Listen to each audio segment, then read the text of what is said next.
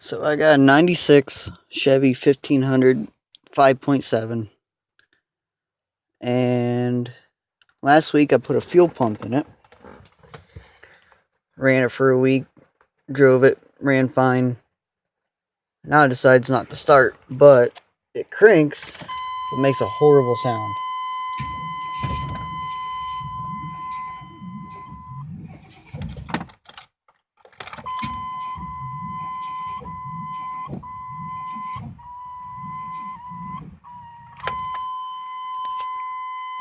New fuel pump, has new spark plugs, new wires, changed the cap and rotor last summer.